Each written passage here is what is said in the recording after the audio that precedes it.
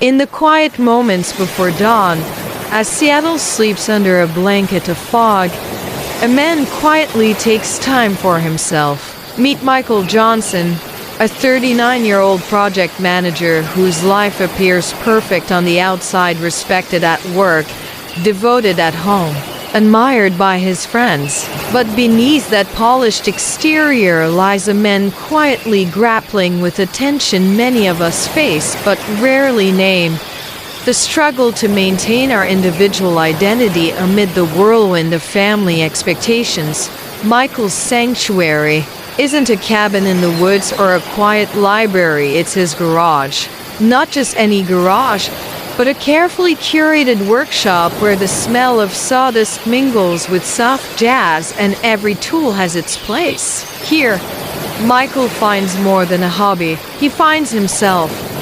But what happens when even that sacred space is no longer truly his? As the boxes began to pile up, not by choice, not from his life, Michael found the walls of his shelter closing in.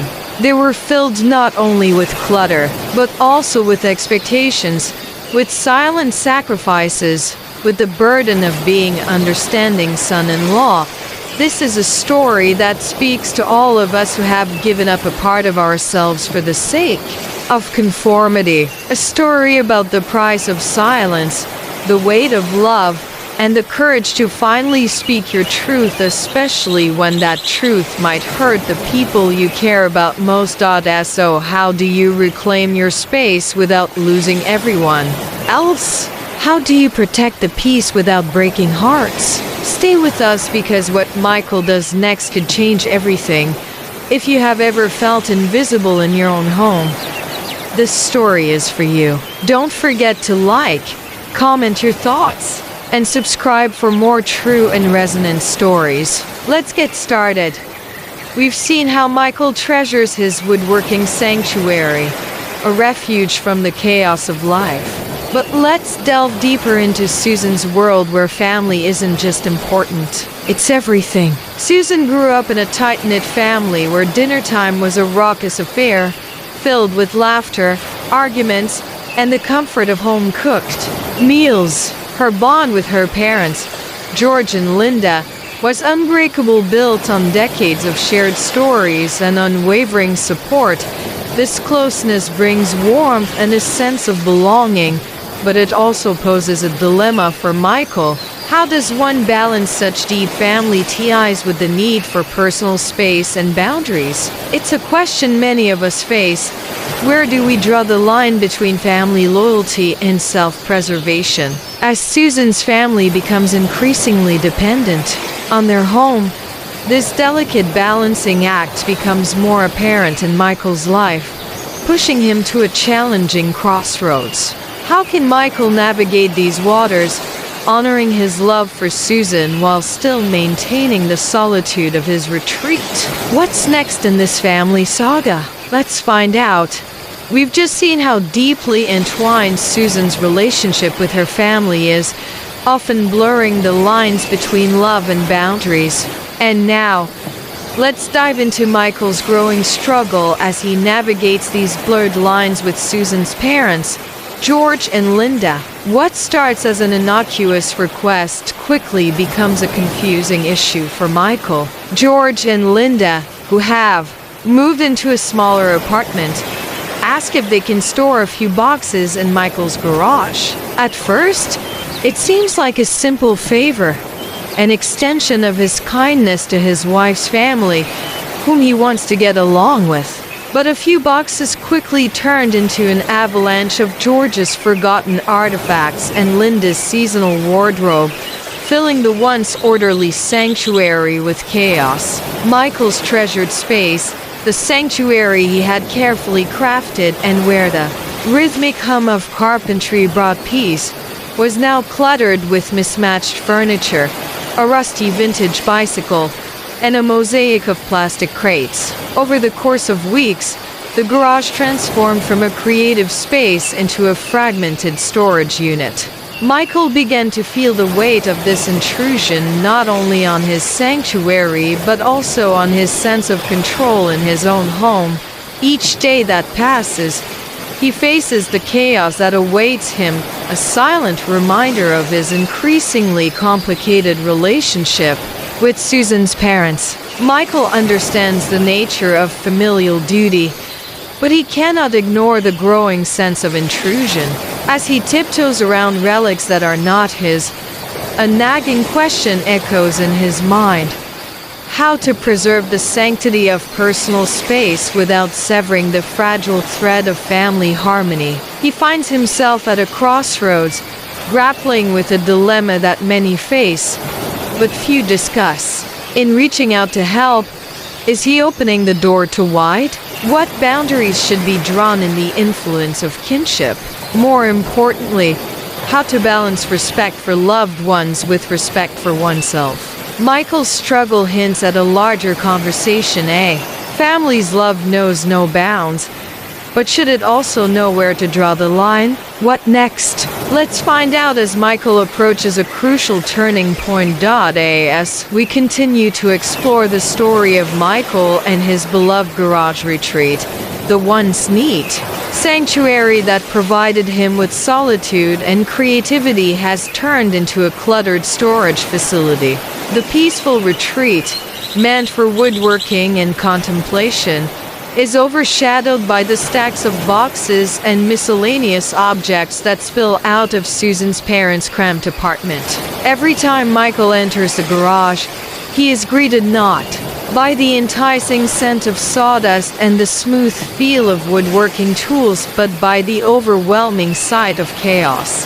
His chest tightens, and his heart sinks with frustration. Michael's simple favoritism toward his wife's family is becoming a massive invasion of his sanctuary. The tension in the Johnson household was palpable. Michael was not just losing physical space. He was struggling with a deep emotional displacement. He tried to voice his concerns to Susan, hoping for understanding and support. But when he raised the chaos that had engulfed his retreat, Susan dismissed his concerns as trivial compared to her family's needs. "It's just a few things," she would say, her tone light and seemingly unconcerned. "They need space for a little while. Can't you handle that?" This disregard hurt Michael more than she realized, leaving him feeling slighted and misunderstood. The garage, once a haven for his personal time and creativity, had become a battleground. Each box felt like an intrusion, not only into his physical space, but also into the heart of their marriage. As each day passed, the physical clutter symbolized the growing emotional distance between them. Michael began to question the balance between meeting his family obligations and the need for personal boundaries. At what point did his sacrifice become too much? This isn't just a story about lost items. It's also a story about understanding the delicate dance of marriage and the weight of unspoken disappointments. How do you find common ground when your sanctuary becomes a symbol of discord? And can Michael and Susan navigate this growing divide before it causes irreversible damage to their marriage? As Michael stands on the brink of reclaiming his space, the question remains, how will he navigate this emotional maze? Stay with us as we delve deeper into how Michael's next steps could change everything. As Michael stands in the doorway of his once peaceful garage, now filled with boxes and forgotten knickknacks from Susan's parents, he feels an all too familiar weight on his shoulders, the weight of responsibility and respect that has kept him silent for longer than necessary. We've just witnessed the rising tension in Michael's household, a sacred space turned chaotic, and Susan's disdain only adds to the hurt. But now, Michael, at the edge of his sanity, knew that a change had to come. This was where patience reached its limit. Taking a deep breath, Michael called a family meeting, his voice calm but determined. The living room fell into an expectant silence as Michael began to speak, his words measured but carrying the raw honesty he had kept to himself for so long. "I've tried to understand," he admitted, glancing at Susan, Then George and Linda. I love you all so much, and our family means so much to me. But my garage, it's more than just a space. It's my sanctuary, my refuge when the world becomes too much. And right now, I feel like I've lost that. His voice shook slightly, a crack in his usually calm demeanor, revealing a vulnerability he rarely showed. It was a moment of profound honesty, not just for Michael, but for his family, an invitation to acknowledge the nature of his struggle. I need to reclaim that space, he confessed, not just for my projects, but for my peace of mind. And I need all of you to understand what that means. It was a plea, not a demand, a call for understanding and respecting personal boundaries, which are fundamental but often forgotten in family dynamics. As his words hung in the air, a reflection began to form on the faces gathered around him. Susan's eyes softened, beginning to grasp the unintentional intrusion into her husband's sacred space. The moment was pivotal, a testament to the power of vulnerability and honesty in family life. What next? Let's explore how this openness paves the way for understanding and re-evaluation within the family. After the family meeting, a moment of silence fell over the room as each member of the Johnson family sat with the reality of their conversation. Just minutes earlier, Michael had bravely laid bare the emotional pain that the multi-car accident in the garage had caused him. Now, the echoes of it began to open up new avenues of understanding within the family. For Susan, it was a moment of profound realization. She had always cherished her deep connection to her parents, George and Linda, as an integral part of her life, even in her married world. But today, she truly began to see things through Michael's eyes. His sanctuary had been robbed, not just by material things, but also by the unspoken weight of expectations she had unwittingly maintained. As Susan reflected on this, she wondered, had her efforts to be the perfect daughter inadvertently overshadowed the needs of her own family? The realization was not only enlightening, but also transformative, as she embraced the need for balance, something that could nourish both her marriage and her family relationships. For his part, George began to reflect on his role in this. For years, he had unwittingly believed that family space was shared and naturally extended. His apartment might be well stocked, but he had always assumed that Michael's garage would be an extension of it, a testament to the family's love. But listening to his son-in-law, George realized that he might have gone too far, taking the sacred place of others for granted. It was a powerful wake-up call that forced him to reassess these assumptions. He realized that families thrive not only on shared space, but also on respect and boundaries. It was an opportunity to redefine what it means to be close-knit, not through material accumulation, but through consideration and respect for one another. This confrontation, which could have been divisive, instead became a bridge. It was a reminder that family is about facing uncomfortable truths and growing from them. As Susan and George voiced their understanding, the atmosphere in the room changed, filled with newfound empathy and the promise of change. As they took these steps toward understanding and compromise, they set the stage for stronger relationships. So how will this newfound understanding affect their family journey? Let's explore what happens next. We have just witnessed the Johnson family navigate a delicate situation. This experience teaches us that setting boundaries is not about closing doors. It is about keeping the path of love and respect open. At the core of any thriving family dynamic lies the understanding that personal space is essential, just as we need air to breathe. However, maintaining our personal space should not come at the expense of our relationships. It is a dance that requires balance, finesse, and a lot of heart. For Michael, His shelter in the form of a garage is not just a physical space, but also a reflection of his need for individuality in the midst of family life. So how do we set these boundaries without damaging the bond that holds us together? It starts with open communication. When we express our needs honestly and kindly, we pave the way for understanding and cooperation. Respectful dialogue fosters empathy, allowing others to see the world through our eyes. But remember, listening is just as important. Patiently listening to our loved ones fosters mutual respect and strengthens trust. In these vulnerable moments, families can learn to resolve conflict gracefully. Boundaries should be viewed as bridges rather than walls, fostering healthier connections by acknowledging and respecting each person's needs. Michael's decision to speak up was not just to reclaim space, but also to invite his family to see his perspective. It was a call to respect that resonated deeply with Susan and her parents. It invites us all to reflect. Have we communicated our boundaries recently? Are we respectful of each other's needs and space? Finding this balance will strengthen the fabric of our family, ensuring that everyone feels valued and loved. As we move forward, let's consider how we can apply these lessons to our own lives. What next? Let's find out.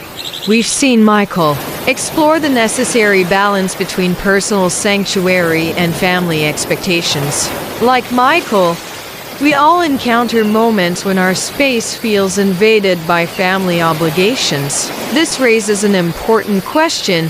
How do we protect what's important to us while still honoring family relationships? Every family dynamic is unique, but embracing open communication is incredibly important. Reflect on your own life. Are there areas where boundaries with loved ones become blurred?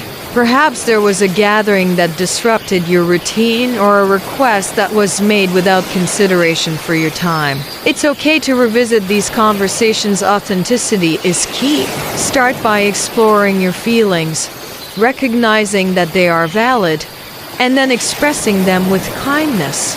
This transparency paves the way for mutual understanding, skillfully acknowledging the interplay between love and individuality. Remember, boundaries are not barriers. They are bridges to healthier relationships. Look within and ask yourself, when was the last time you had an open discussion with your loved ones about maintaining your personal space? There is strength in vulnerability, and by starting these conversations, you are not only honoring your needs, but also the bonds that shape your life. What next? Let's find out. As we saw, Michael's journey was not just about reclaiming the garage, but also about finding a voice in the family dynamics. The family meeting marked a turning point where raw honesty led to breakthrough insights. For everyone involved, they realized that respecting each other's boundaries was not about creating distance, but about bringing them closer together through understanding.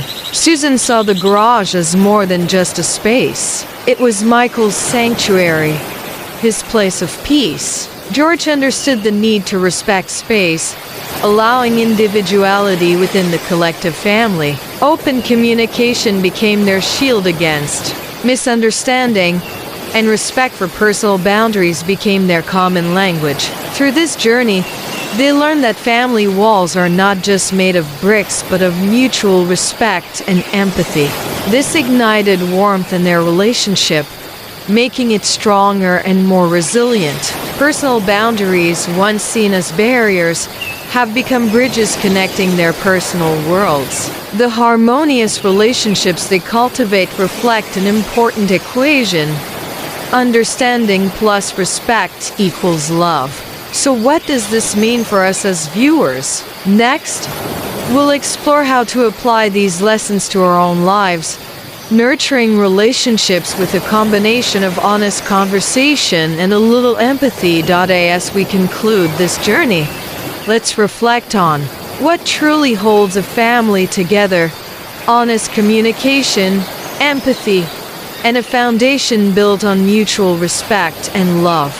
We've seen how Michael and Susan navigate the challenges of family boundaries, finding a harmonious balance that respects each other's needs. In every family, challenges arise, often unexpected and sometimes overwhelming. But it's in these moments that we have the opportunity to grow stronger together. Have you considered how a simple conversation can reshape your relationships? Or how empathy, like a bridge, connects our hearts and understanding? Imagine a world where every family took the extra step to listen deeply and speak honestly. How would that change? Remember, honoring family relationships does not require perfection, but rather a sincere effort to see and hear each other beyond the surface. So I urge you today to reach out to your loved ones, engage in open dialogue, and let empathy guide your steps. Let's build a future where families thrive on respect, love, and unwavering support. Where will your family story go next? The choice is yours. Let's explore together.